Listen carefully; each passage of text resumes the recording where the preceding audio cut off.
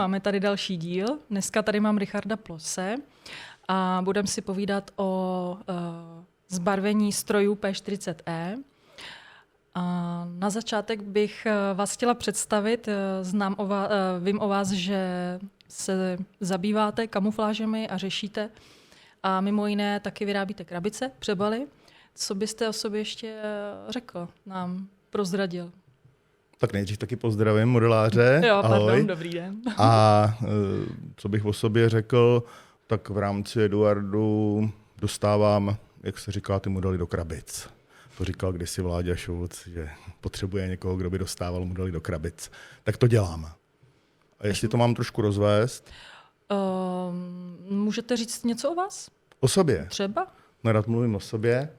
A tak jsem bývalý pilot vojenský, lítal jsem s vrtulníky, Mi-24, Mi-2. Mám za sebou jednu, respektive dvě spojené mise v Umproforu, kdysi dávno jako styčný letecký důstojník. No, pak jsem dělal paraglidistu na letecké asociaci, pak jsem dělal motoristického novináře a dneska jsem v Eduardu. Je to takový pestrý. No je to teda docela blízký, to, co jste dělal a teď jste tady. No, můžeme se přesunout k těm kamuflážím a já bych se vás chtěla zeptat, to by mě zajímalo, kdo je vybírá. Kdo máte nějakou skupinku? No, to je zajímavý, myslím, téma pro modeláře, protože vždycky čteme ty reakce, no, jsem zklamán z výběru markingů a mohli tam dát tohle, mohli tam dát tamhle, proč tam není zrovna tenhle marking. Takže čtete fora a orientujeme se podle samozřejmě jako, zpětná vazba je důležitá určitě. Takže my k tomu přistupujeme hodně, bych řekl, s vážností, vší vážností a nasazením. Takže když máme nějaký projekt, a zejména když je to takovýhle úplně nový projekt, to znamená nový typ, který se chystáme pustit na trh, no tak se dělá takzvaný předvýběr, kdy člověk, který je zodpovědný, ten produktový manažer, který je zodpovědný za ten daný projekt, tak začne pátrat. A to jste vy, nebo ještě někdo jiný? Jsem já a ještě mám další dva kolegy, Michala Krechovského a Petra Březinu. A my všichni tři pracujeme pod úžasnou supervizí Martina Nadejmlaninského. A co pan ředitel ještě? K tomu se dostanu. Pan ředitel je libero, jo, prostě takový. Takže poslední síto. Ano, ten, kdo dostane na starosti ten projekt, tak začne pátrat ve svém archivu. Každý z nás má nějaký svůj vlastní archiv. Dále tady máme archiv přímo Eduardí, což je celá velká místnost. Kdo by byl asi překvapený, jaká je tady knihovna, máme i knihovnici dokonce.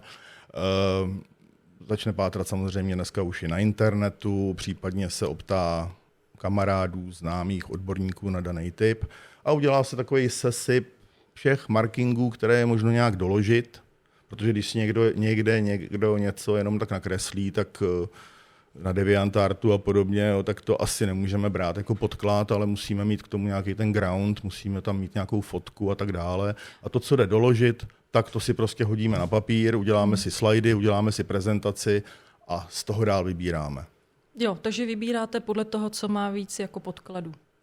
Vždycky musíme mít nějaký podklady, necucáme si to z volíte prstu. atraktivitu pro... Dáme tam všechno, co se nám zdá aspoň trošku atraktivní. Mm-hmm. A běžně nám vyjde pro takový ty profipaky nebo víkendy se pohybujeme mezi 30, 40, 50 návrhy třeba těch markingů. A teď vám vyšlo kolik? Kolik jste udělali výběr? Teď na tu P40, přestože musím říct, že Ečko není nejbarevnější P40, přesto jsme tam měli téměř 90 markingů. A to není rekord.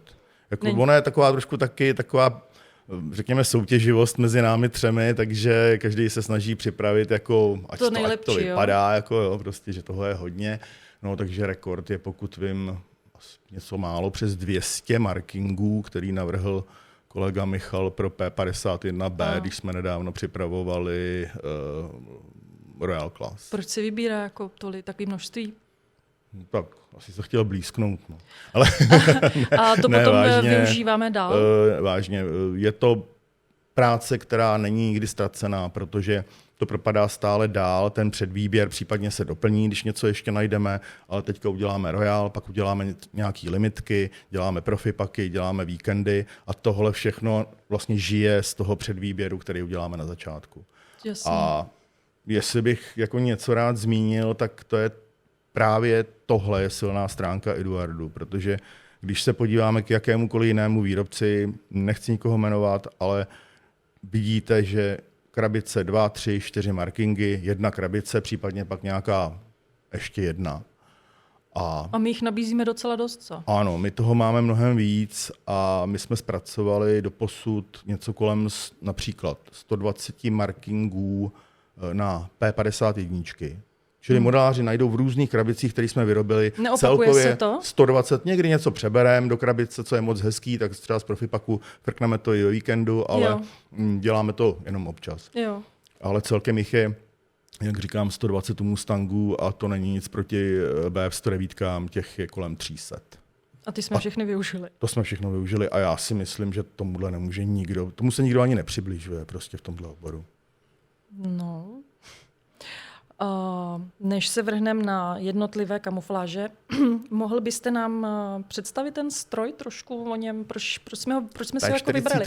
Proč jsme si ho vybrali? Tak obecně tady se drží taková filozofie, že my nejsme firma, která si může dovolit dělat letouny, které vznikly ve 3 prototypech a 10 kusech předsériové verze. Jo. Oni jsou sice úžasně atraktivní pro určitou část modelářů, ale samozřejmě to je pro nějaké malovýrobce a tiskaře v 3D a podobně. My se soustředíme na ty zajímavé typy, úspěšné typy, které vybojovali v podstatě třeba tu druhou světovou válku a mezi ně ta P40 rozhodně patří. Stejně jako tam patří Spitfire, Mustangy, Messerschmitty, Focke-Wulfy, 190 a tak dále. Je to letoun, který, já jsem jednou četl takový článek a tam bylo napsáno, že je to pravděpodobně nejpodceňovanější stíhací letoun druhé světové války. Proč? Je to proto, že to letadlo bylo konstruováno velmi záhy, vychází vlastně z kořenů Hawka 75, což v té době ještě začínal i vývoj teprve Spitfireu nebo Messerschmitta 109. A ten letoun byl koncipovaný jako letoun pro malé a střední výšky. V té době totiž Američani počítali s tím, že s turbokompresorem přeplňovanými motory budou létat hrozně vysoko se svými bombardéry. A těm nebude hrozit nebezpečí stíhacích letounů protivníka. Takže se příliš nesoustředili na to, aby dělali letadla stíhací pro velké výšky. A dopadlo to tak, že pak neměli po určitou dobu čím bojovat právě v Evropě, kde to všecko lítalo prostě v 8 000, 9 000 metrů třeba. Jo, tam už ty motory, to poháněl motor Ellison, což sám o sobě byl vynikající motor. Mimochodem tady o něm mám knihu. Tahle knížka, to je kniha jenom o motoru Ellison a je naprosto úžasná, protože tak do detailu zpracovaný materiál o jednom jediném motoru, když samozřejmě v mnoha verzích. Tu bych asi nechtěla číst. Je to zajímavý čtení, protože se tam hodně píše i o P40, protože to byl jeden z takových hlavních uživatelů tohohle motoru. Jo. A ten motor měl své výhody, měl své nevýhody. Ten, který byl instalovaný do P40, měl jednostupňový, jednorychlostní kompresor, to znamená, že někde ve výšce kolem 5000 metrů dodýchávalo. Už to nestačilo a ty letadla silně ztrácely. Oni mohli letět vejš, ale prostě byli pomalí, měli malou stoupavost, ta letová obálka se prostě smršťovala neustále.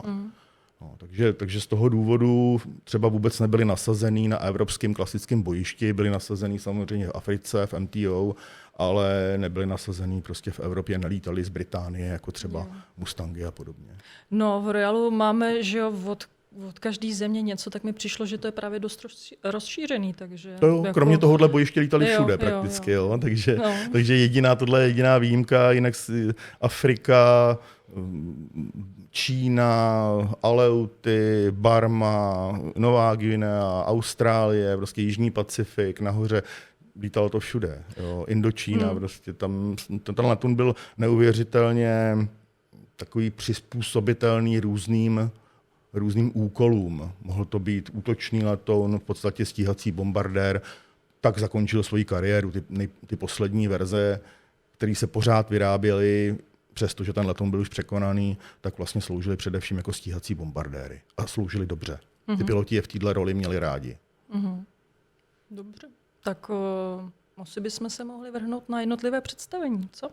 Představení markingů. Jednotlivých markingů. Já jsem si to vytiskla, abych byla taky v obraze. Já jsem si to taky vytiskla, abych byl v obraze. Až o tom budete povídat. Tak, nám představte první. Musím si na to brýle, protože prostě ty 2 dioptrie to už neokecám, jo. To se nedá. Ale dělal jsem si přípravu samozřejmě, takže máme tam, my ty markingy označujeme ABC, to modeláři vědí z těch našich návodů. Takže Ačkem bude v připravovaném Royal klasu letoun, který sloužil ještě home soil, čili ve Spojených státech. Létal s ním v té době kapitán Philip Cochrane, a to je osoba, která mě jako hodně baví, když jsem si o něm zjišťoval nějaký detaily. Ten chlap šel k Army Air Corps tehdejším, protože prostě se mu zdálo, že to bude easy living, že to bude jako takový dobrý job, ve kterým si bude užívat. No, to se změnilo samozřejmě s nástupem války, nebo vypuknutím války, nicméně on do té doby si získal reputaci, říkal se mu Mr. P-40, protože to byl jeden z nejlepších pilotů P-40, jaký prostě tam měli ty Američani. Jo. Takže poměrně lichotivá přezdívka.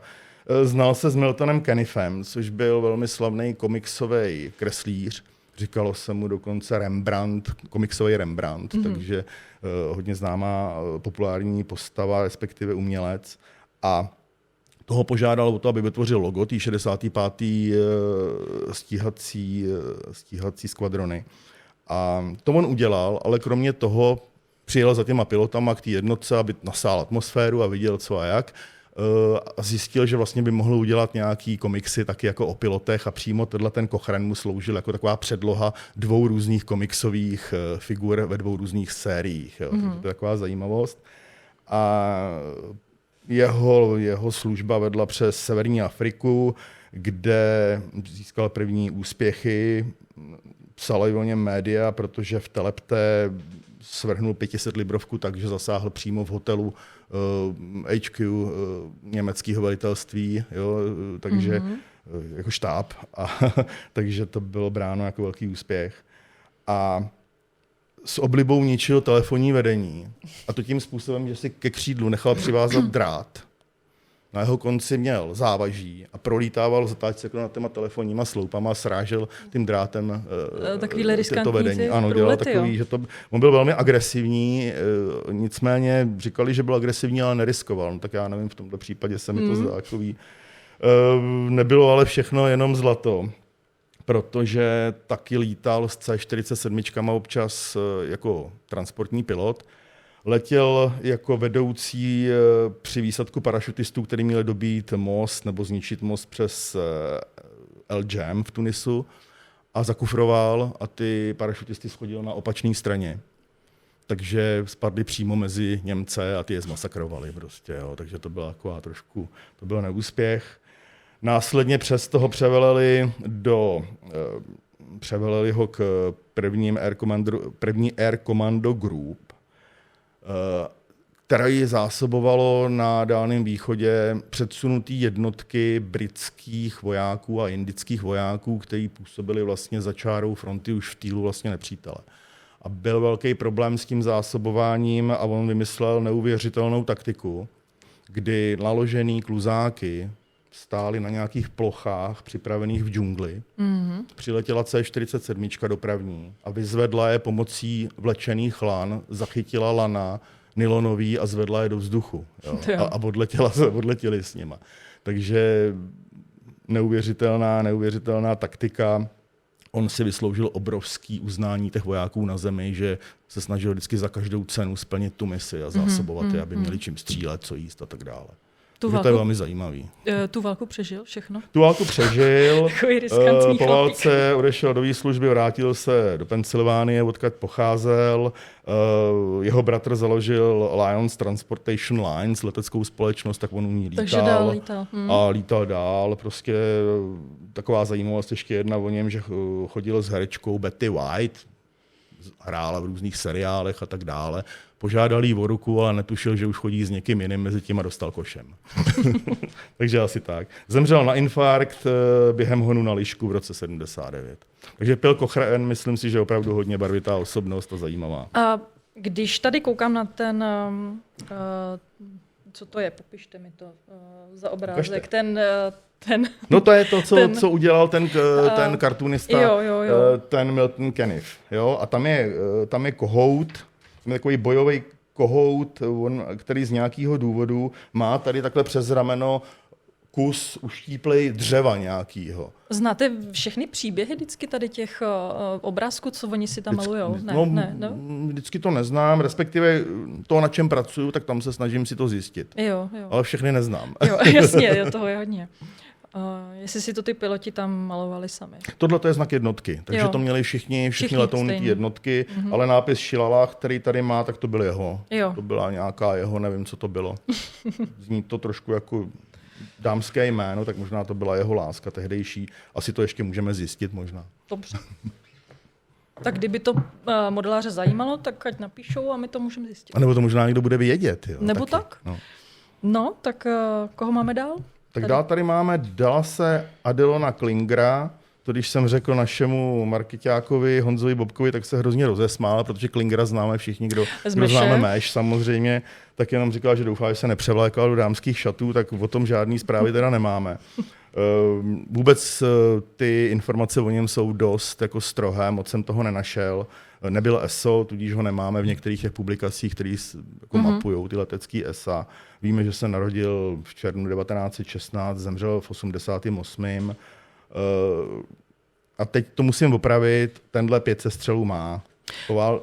Vidím tady nějaký Klinger sestřely. měl 5 sestřelů, ano, ten měl 5 A má sestřelů. tu atraktivní tlamu, že jo, žraločí, která je má typická. žraločí tlamu a je tam zajímavost na tom markingu to, že byla použita nějaká divná zelená barva, nevíme přesně jaká, kterou bylo přetřený celé jedno pole té Middlestone barvy, protože tyhle ty letouny byly zrekvírovaný Britům v podstatě. Ty měli původně zamířit k Britům jako dodávka Lend-Lease, ale jak Američani potřebovali ty letouny, tak v Africe jim je sebrali prostě de facto, nebo jim je ani nepředali, já nevím to přesně do detailu, ale ty letouny poslali na ten Dálný východ.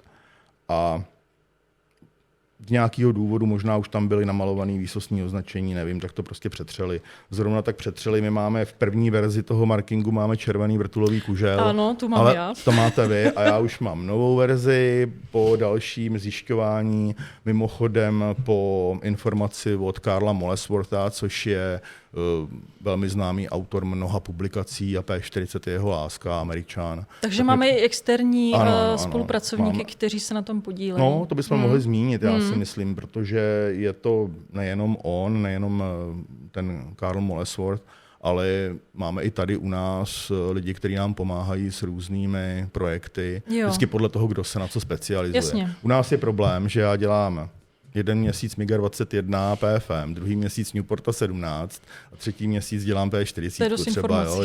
Takže těžko obsáhnout všechno až do takové té úrovně toho naprostého odborníka, který zná každý nejtek a všude, kde se co šuslo kolem toho typu. Takže díky všem, kteří nám pomáhají. V případě P40 bych rád zmínil Františka Šrédla, který je opravdu velká pomoc a dává nám nejen zajímavý tipy na markingy, ale i nám pomáhá potom v tom detailu doladit ten konkrétní marking. Proto my tam máme všude uvedeno taky work in progress, protože je opravdu, sice si to nakreslíme, ale dál na tom pracujeme. To mě fascinuje, nebo něco máme z vašeho oddělení kamufláž a pak se to různě mění. Různě to posíláte a potom dostáváte zpětnou vazbu, nebo jak to je? No, tak s tímhle spolupracovníkem konkrétním si to posíláme a on řekne, hele, já jsem zjistil, že... Proč to nevíte na jednu dobrou? Jako? No, protože těch informací je hodně a protože máme nějaký podklady, ale ty lidi kolem nás mají ještě další podklady, o kterých my třeba ani nevíme. Takže takhle mi pan Molesworth poslal barevnou fotku od téhle jednotky z toho období, kde je jasně vidět, že ten kužel je prostě zelený. Přestože ho všichni doposud kreslili červený. Tak na černobílý fotce se to občas špatně. Ano, většinou máme černobílé fotky a jak víme, prostě tam záleží, na jaký materiál fotíte, jak se který barvy vlastně jeví. No a jak řešíte potom barvy, to výkresy nebo nějaký technický? Co máte na mysli? Jak víte, že to tak bylo barevný? No to tak jsou nějaký pravidla, každá ta bojující strana měla nějaká pravidla pro zbarvení letounů. To znamená, my samozřejmě víme, že když třeba ty P-40 šly k Britům, tak měli standardizované zbarvení, které se stávalo teda z dark green a z Middlestone barvy. A ze spoda byla sky, respektive sky blue barva. A nebyly to přímo britské barvy, vyráběla to americká společnost DuPont, ale vyráběla to tak, aby se ty barvy co nejvíc podobaly těm originálním americkým barvám. Takže myslím si, že v rámci měřítkových zesvětlování barev a různých pre, post a after shadingů řešit rozdíl mezi americkou a britskou originální barvou.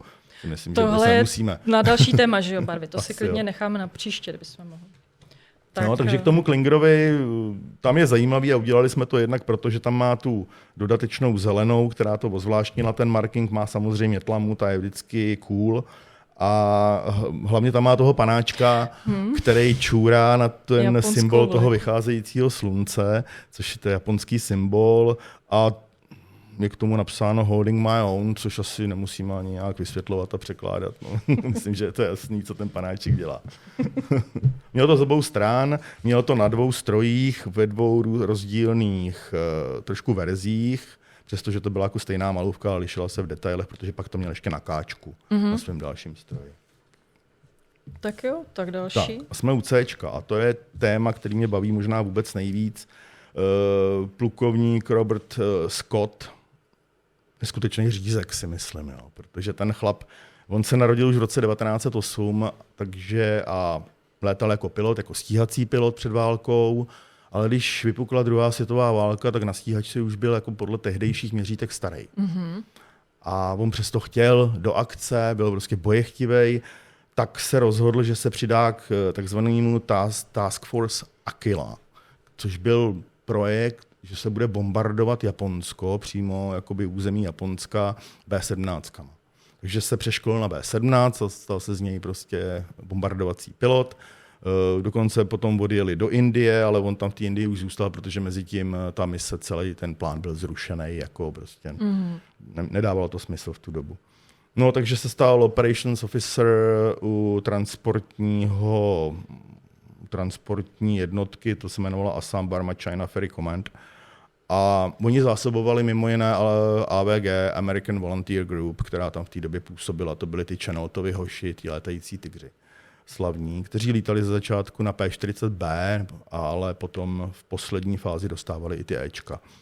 No a on tam pro ně lítal a vzpomíná ve své knize, on napsal několik knih, ta první, kterou napsal, se jmenuje Bůh je můj kopilot a God is my copilot a tam píše o tom, jak ho štvalo, když musel odletět z toho jejich letiště s tím dopravákem, s tou bednou a slyšel prostě v těch sluchátkách, jak jdou ty kluci do akce a řvou your mother was a turtle, your father was a snake a do toho bouchali, rachotili ty kulomety, ty 50, tak říkali, já chci taky.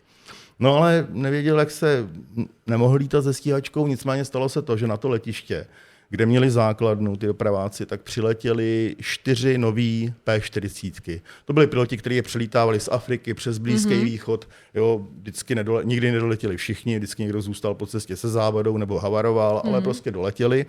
V tuhle dobu doletěli 4 letouny, z nich 3 pilotovali Britové a 1 pilotoval americký poručík nějaký.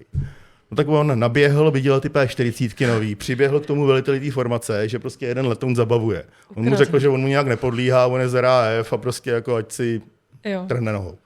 A když on zjistil, že je tam ten americký pilot, tak zaběhl za ním a dal mu rozkaz, že mu má předat svůj letoun. No ten nemohl, byl to plukovník. Vyšlo mu to, jo? Tak mu to vyšlo, on normálně ukradl de facto P-40. A pak s ní lítal a ještě přebarvoval různě její kužel vrtulovej a podobně, aby se zdálo, že tam prostě, když ho uvidějí někde Japonci, aby se zdálo, že těch pilotů nebo těch letadel, že je víc. Takže se mu pak říkalo One Man Air Force vlastně, jo? Že to byla letecká armáda o jednom muži.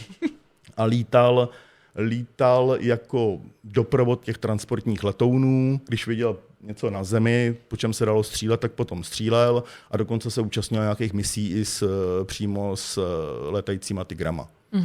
Takže tohle letadlo, je zajímavý ten příběh a je zajímavý to letadlo, protože ono ve svých pamětech píše o tom, že to letadlo mělo seriál 41 14 56. Žádný takový P-40E ani žádný P-40 neexistoval nikdy. Tenhle ten seriál sedí na Valtý BT-13A Valiant, což je úplně jiný letadlo. A jsou dvě možnosti. Buď teda si to už nepamatoval, nebo možná někdo namaloval, jak se tam přemalovávali prostě kvůli utajení ty čísla, tak to tam možná někdo namaloval a jemu to zůstalo v hlavě. V každém případě většinou se to kreslí tak, že se udělá bokorys, letadlo, který má žraločí tlamu, který má symbol 5 sestřelů, 7, ten znak těch lítajících tigrů a má buď zatřený znak, anebo tam má právě ten seriál, tam se tady 1, 1, 4, 5, 6. Což je úplně nesmysl. On to letadlo nazval Exterminátor a dosáhl na něm 3 sestřelů. A potom při bojovém letu sestřelil najednou, to bylo 2. září 1942, sestřelil 2 letouny, čili dosáhl 5 sestřelů a statutu ESA. Ale to letadlo bylo jak řešeto. On s ním přistál, to letadlo už nikdy neletělo. Zůstalo tam na okraji dráhy jako zdroj nějakých náhradních dílů, čili nikdy nemohlo nést symboly 5 sestřelů. Ty byly namalovaný na další letoun jeho, ten už nemusel krást, protože se mezi tím stál na žádost samotného Čankajška, se stal velitelem celé 23. stíhací skupiny. A to letadlo samozřejmě už mu bylo přiděleno okamžitě a on si na něj mohl namalovat těch 5 sestřelů. A to je známá fotka, na který jeho hlavní mechanik ukazuje prostě na těch 5 sestřelů. Jo. Takže to letadlo nemohlo být nikdy 41 14 56, to už bylo nějaký zase úplně jiný. Ono nemohlo být žádný s tímhle číslem. Ale každopádně my jsme to udělali tak, protože nemáme fotku zádě toho letounu. Tak předpokládáme, že v té době byla praxe, že kvůli zase utajení, aby Japončíci neviděli přesně, s jakýma letadlama kdo lítá nebo kolik jich tam mají, tak se zatírali ty seriály. A on měl na tom trupu původně zase podle vlastních vzpomínek 10, ale jednou, když se blížil na přistání, tak zahlásil, že 10 approaching runway, což samozřejmě zvedlo do vzduchu hotovostní roj nebo dvojici, protože prostě to se dá vyložit ne jako 1-0, ale prostě 1-0 se blíží k runway. Jo. Takže si to nechal údajně předělat kvůli tomuhle na 7. No. Takže tenhle chlap potom se vrátil do Ameriky, nějakou dobu tam působil jako instruktor, potom testoval rakety vzduch země, zase ještě na Dálném východě, to bylo někdy v roce 1944, respektive v Číně to dělal a potom to ještě dělal na Okinavě. Po válce velel různým, jak to tak bývá, protože zůstal u armády, velel nějaký letecký Jet Fighter School, čili první stíhací piloti na proudových letounech, tak tomu velel celý základně, Williams v Arizoně, potom byl v Německu jako velitel křídla celého a tak dále, prostě takový ten postup. A velká zajímavost na závěr, ve svých 72 letech získal povolení od čínské vlády, aby mohl přejít velkou čínskou zeď. Přešel jí teda úplně celou, protože ona měří asi nějakých snad až 8 000 kilometrů, ale absolvoval 3050 kilometrů za 92 dní ve 72 letech po týdnu. To byl jeho jako sen, nebo proč to jako? Asi. Ale úžasný. Je vidět, že měl zdravého ducha ve zdravém těle, protože se dožil 98 let, zemřel v únoru 2006. To jo, požehnaný věk. Tak, musíme to asi vzít trošku rychleji u některých. Tak John Landers je velký jméno taky. Stíhač, který si ty ostruhy zase vydobil v Austrálii, v Darwinu, kde taky dosáhl svých prvních sestřelů a pokračoval potom do Evropy, poté co měl první tur za sebou, tak měl 2 tury ještě v Evropě. A velel několika stíhacím skupinám, celkem sestřelil 14,5 Japonců a Němců a ještě jich 20 zničil na zemi. Máme ho v P-51, ho máme jako marking jeho letounu, taky určitě najdeme. No. S P-40 lítal sice ne moc dlouho, ale přesto vystřídal 3 letouny a každý má úplně jiný malůvky. Jo, my jsme vybrali toho úplně prvního, toho Skeetera, no a myslím si, že časem se objeví i další jeho stroje, Texas Longhorn a případně takže ten další. Limice nebo Profi paku? Třeba, no, uvidíme. Tak. Jako Ečko, tady máme Josepa Cruzla, což je pilot, na kterým je zajímavý například to, že jako číslo mu lítal George Preddy, když začínal, protože to je další ze slavných pilotů, kteří se proslavili potom v Evropě a lítal, nebo začínal konkrétně na Filipínách, kde sloužil a po napadení Pearl Harboru se museli samozřejmě přesunout, protože ty Japonci to tam vzali poměrně rychle útokem, tak museli do Austrálie. No, zaznamenal tam nějaký sestřely, on osobně se SM nestal, teda ten Cruzel, ale protože si namaloval toho draka, takového zvláštního dráčka, si namaloval na obě strany přídě toho svého letounu. Nějaký příběh k tomu, proč? To nemám, nevím. To nevíme, to jsme ještě nezjistili, nicméně příběh je v tom, že se celý ten jeho flight pomenoval jako Dragon Flight, jo, dračí roj vlastně. No. Takže to je na tom takový zajímavý a to, že lítal s tím Preddym. Dotáhl to, asi sice to nebylo stíhací ESO, zůstal u 4 sestřelů, nicméně dotáhl to až na brigádního generála a zástupce ředitele operací letectva v Pentagonu, takže osud byl chytrej. Slušný.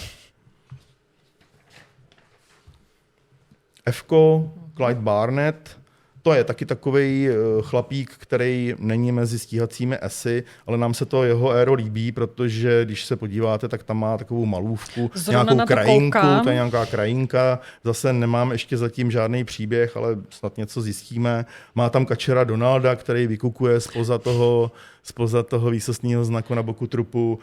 Nápis Playboy si myslím, to je jako atraktivní. No. Je to zase klasická britská kamufláž, což vždycky evokuje, nebo respektive to jsou všechno letouny, které aspoň na počátku byly zamýšleny, že půjdou do Land-Lease pro Brity.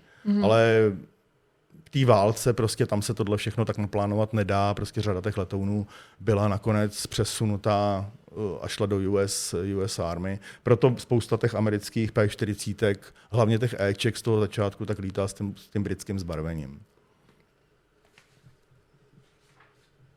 Tak, EF. Tady vypadá atraktivně. Gčko, no, tady máme, to je, spousta lidí má hrozně ráda aleutský tygry.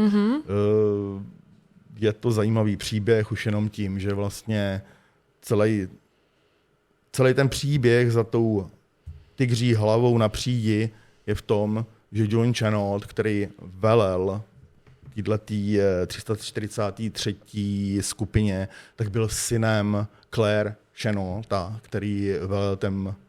který velel těm letajícím tygrům v té Číně. Jo. To byly ty American Volunteers Group. A takže už jenom tohle jako je přimělo vlastně, aby tam udělali tu linku k tomu AVGčku tím, že si teda taky vymysleli nějakýho tygra. V tomhle případě to nebyl ten malý tygřík, ale šli do toho naplno a udělali obrovskou hlavu na přídi. Neměli na to žádnou šablonu, takže v podstatě každý je to co kus to originál, vždycky je potřeba mít fotku a nějak to zrekonstruovat. Jako základní tvar je zhruba stejný, ale liší se to v různých detailech, prostě jak nevím, jestli to tam dělal jeden člověk nebo víc lidí, většinou to byli nějaký mechanici, kteří měli trošku talent, tak to tam prostě kreslili. No. Tady je nápis Flossy navíc, není to Flossy E, to, co vypadá jako čárka nad Ečkem, tak to je jenom madlo, za který se piloti chytali, který je v barvě kovu. Je možný, že ho tam někdo prostě potřeboval vyměnit, nebo čertví a nebylo natřený. No. Takže to je asi všechno. Takhle to dodržujeme. No ano, tak jako jdeme. My, co neděláme, neznázorňujeme příliš patinu na těch strojích. To neděláme, to už bychom se dostávali kolikrát i na tenkou půdu, na tenkej led, ale někde, kde to je hodně výrazný, jako třeba tady ta kabina byla hodně odřená, tak jsme to tam třeba znázornili. Jo? A znázorníme i na kořenech křídel, až uvidí modeláři celý plánek, tak tam to bylo ošlapaný až na kov. To je tak výrazný, že prostě jim to tam naznačíme a napíšeme jim to do toho návodu. A kdo chce, ať si to udělá, kdo nechce, tak ať si to nedělá. No. A tenhle letoun jsme vybrali mimo jiné proto, že pochází z období, kdy měli ty americké výsostní znaky, ten červený lem, jo, což bylo v podstatě léto 1943, myslím, že od června do srpna. Pak se to předělalo, protože zase ta červená nebyla moc dobrá při bojích jako s Japoncema. Se snažili se jí všichni vyhýbat. No, takže to je asi k tomuhle, k té flosí. Háčko je zase obrovský jméno. Richard Creswell, to je na román. Jo. To ani snad si myslím, že se do toho nebudu moc pouštět, protože vyčíst, komu všemu velel, kde všude sloužil, co všecko dokázal. U Creswella, to bychom tady byli další minimálně hodinu. Jo. To je člověk, který 3krát velel stejný skvadroně, 2krát za druhé světové války, to byla ta number 77 skvadron. A on jí velel 2krát během války a pak ji ještě velel v korejské válce. Což je samo o sobě zajímavý příběh, protože nahradil Lou Spenceho, který velel těm Australanům, kteří lítali na Mustangách v korejské válce. A ten chlap, je to příběh, kdy útočil nějakýma bombama napalmovýma, útočili někam na město, jo, to zní strašně hrozně, ale prostě taková byla ta válka. A nevybral střemhlavej let a prostě vrazil tam prostě do nějakého baráku a zahynul. No a oni nejlepší volbou bylo samozřejmě povolat zpátky do služby toho Creswella, který tím pádem jako první Australan vedl Australany do boje na proudových letounech, oni pak dostali meteory. On byl první Australan, který nad australským územím sestřelil nepřítele. Byl prvním, kdo sestřelil nepřítele nad australským územím v noci. Velel celému wingu 180. A prostě byla to neuvěřitelně barvitá osobnost. Nechal bych si ho na někdy na jindy a myslím si, že možná o něm uděláme nějaký článek do Infa nebo něco takového. Jo. Ten jeho letoun je zajímavý, těma 4 vlajkama, tam je vlajka Royal Australian Air Force, RAF, americká a britská. A z druhé strany, kterou teďka ještě nevidějí modeláři, tak tam má ještě vlajku, která přísluší skvadron lídrovi. Takže je to hodně barevný. Zmínil jste Info, já bych chtěla říct, že to je náš firemní magazín, který si můžou stáhnout zdarma, takže pak se můžou dočkat nějakého článku. Já doufám, že všichni modeláři vědí, že děláme Info. Třeba se může koukat nebo poslouchat někdo, kdo to neví. No, tak v tom případě děláte dobře. Tak, co to máme dál? Další marking je takový trošku no-name, i když víme, že s tím letounem, který má na přídi takový stylizovaný totem, tak lítal nějaký McLeod, nebo respektive letěl s ním při jedné události a to bylo, když mu selhaly brzdy při přistání a on vletěl až do moře nebo do oceánu. A zajímavý je, že se mu to stalo asi měsíc na to ještě jednou, když s jiným letounem. Takže asi se rád koupal, nevím. Ale je fakt, že tam v tom chladném prostředí těch Aleut, že tam selhávaly různé věci, zbraněma počínaje a brzdama nebo zamrzáním hydraulické kapaliny v těch tenkých hadičkách, co vedou k těm brzdám. Takže bylo to celkem na denním pořádku údajně. Byli to Kanaďani, podporovali úsilí teda přímo Chenautových chlapců na Aleutách a měli tam i nějaký sestřely. Vím, že tam minimálně sestřelili jedno rufé taky, takže úplně zbyteční tam rozhodně nebyli. A ještě jedna zajímavost k tomu, podle posledních informací a podkladů, který jsem dostal včera, tak ten totem by měl být vybarvený. Dokonce máme nějakou malůvku, jak by měl vypadat, takže to bude ještě hezčí, protože ten totem bude barevný. A pokud by někdo nevěřil a tvrdil, že to je bílý, jako to doposud udělali všichni ostatní, tak mu tam dáme i ten bílej, ať si každý vybere. Dobře. Další velký jméno je Billy Drake, jeden z nejúspěšnějších pilotů na P-40, tom už jsme u letounu Royal Air Force. A ten člověk má 20 sestřelů, 6 pravděpodobných, 9 poškození, takže slušný. A je to nejúspěšnější britský pilot na P-40 a druhý nejúspěšnější v rámci Commonwealthu po Caldwellovi. A ten měl 20 sestřelů na P-40 a ten Drake jich měl 13. Což je trošku odpovědí na otázku, jestli to prostě vůbec byla dobrá stíhačka. Jako na tom letadle se stalo zhruba ze všech národností, myslím, že kolem 200 pilotů dosáhlo statutu ESA, čili aspoň 5 sestřelů. A já si myslím, že to není vůbec špatný výkon. Jo. Na to, že se říká, že to prostě bylo mizerný letadlo, tak asi tak mizerný nebylo, protože v té Africe oni bojovali prostě s BF-109 a nebyly tam žádný ořezávátka, lítali proti Marseillovi a dalším pilotům.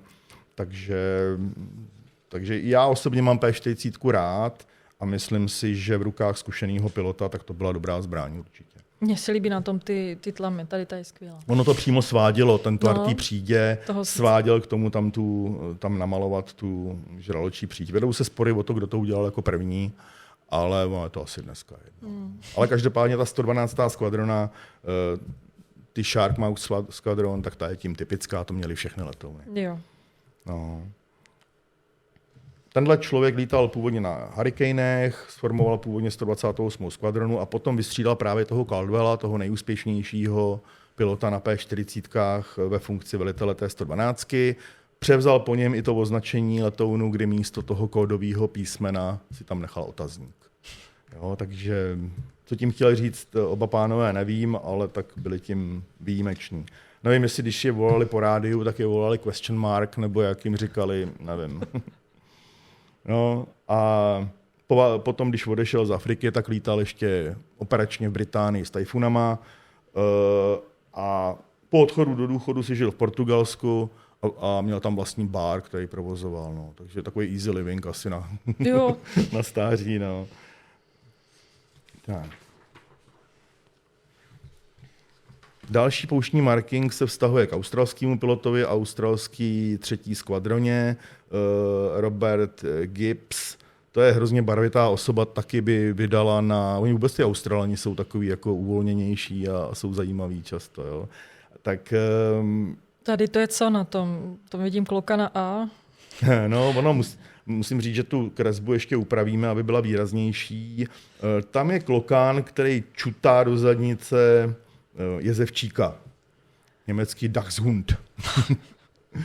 A ten jezevčík je takový stylizovaný, no má to asi naznačovat symboliku, že kopou do zadku Němce. No. Byl to taky úspěšný stíhač, 12 sestřelů,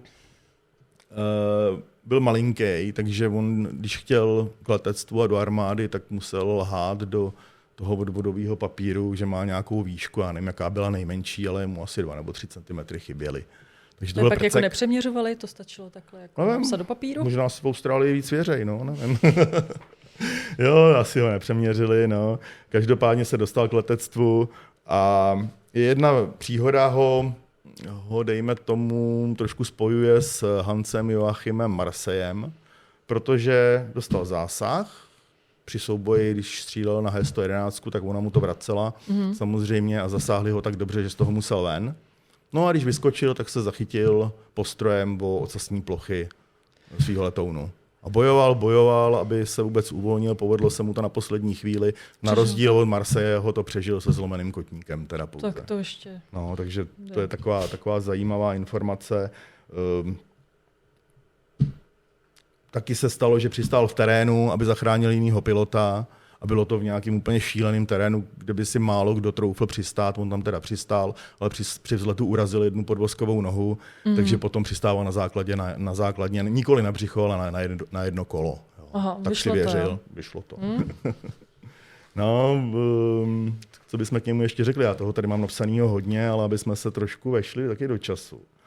Tak bych asi řekl, že potom utrpěl, když už byl převelený do Austrálie, tak tam dělal zástupce zase Caldwellovi, čili tomu, o kterým jsme říkali, že je to ten nejúspěšnější pilot na P-40. To byl 80. wing, tam působil, ale už na Spitfirech. A on tam při přistání měl havárii, měl popáleniny, jaký nevím, ale byl v nemocnici poměrně dlouho, tam poznal svoji manželku, to byla zdravotní sestra, velká love story, nakonec se vzali. A asi nejzajímavější je, že jak on, tak Creswell byli souzeni za distribuci alkoholu na Morotai. A oba byli degradováni na Flight Lieutenanta, čili po x hodností dolů, protože v té době už to byl squadron leader. Takže nakonec jim ty hodnosti teda vrátili, ale je vidět, že hoši teda se činili na všech frontách. asi potřebovali si občas vyhodit z kopejtka.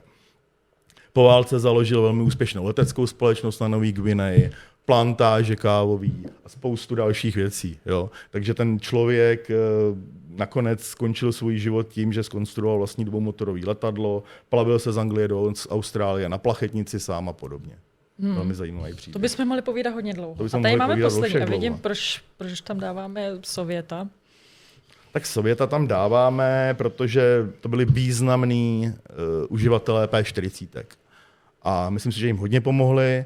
A byli to, a v té době můžeme říct, že v té době už to nebyli přátelé a spojenci nacistického Německa, ale byli to jeho nepřátelé. Protože jak to tak bývá mezi darebáky, tak ani jeden druhýmu nemůže věřit a vždycky jeden druhýmu nakonec udělá nějakou levárnu. Takže Němci napadli Rusy, to všichni víme. A Piotr Pokryšev je Ukrajinec, čistokrevnej. Možná i proto jsme ho vybrali. Samozřejmě, ale v té době to byl to pilot prostě vojenno-vzdušných sil Sovětského svazu, to je jasný. Velmi úspěšný pilot, který dosáhl celkem 18 nebo někde se říká až 22 sestřelů. Létal až do těžké nehody, kde se zranil při cvičném letu a samotný Jakovlev mu upravil jednoho Jaka-7 stíhacího tak, aby s ním mohl lítat, i když měl jako nějaký postižení, nevím přesně jaký, ale to bylo dočasný, protože po válce lítal s Migama 15, Migama 17, tam by ho nikdo neposadil do toho éra, kdyby nebyl fit. Zajímavý je, že byl to stíhač, ale nakonec se utopil, protože na dovolené ve věku 53 let v srpnu 67 to je ale osud. Teda. To je osud. No. Občas přežijete prostě tak hrůzy války a nakonec se utopíte na dovolený. To bylo mnoho informací, o tom by se mohli povídat ještě další hodiny. Už tak to prostříháte. Pracujete ještě dál na něčem dalším, jako na dalších verzích už, nebo ty kamufláže dál to takhle už máte rozpracovaný? Pracují konstruktéři, tam probíhá konstrukce vlastně MN, o tom už tady mluvil Vladimír Šulc, že jo, o tom postupu, takže to necháme být. A já tak koukám, já už si řadím si NK, na který se moc těším, protože tam přijdou takový ty lepky a ty bílý ocasy a lítalo to v té australský zelený a tak dále, takže se nám zase rozšíří trošku ta variabilita a pestrost těch zbarvení. Takže teď jedete jenom v P40 nebo ještě do toho se vám míchají jiný stroje? Tak to jsou potom takový běžný projekty, který děláme, to není nový aero, ale teďka třeba dělám na Wildcatu F4 a 4 Late. Ještě do tohoto?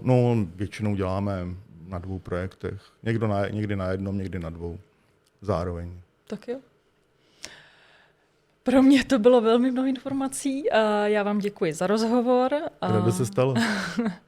A pokud máte nějaké dotazy, nebo jestli by vás ještě něco zajímalo, tak... Nebo kdyby někdo něco věděl, co my nevíme. Kdyby někdo něco věděl, tak se nám klidně ozve. Napište to do komentáře. Nezapomeňte na odběr, dejte like, jestli se vám to líbilo. A zase příště. Čau. Ahoj.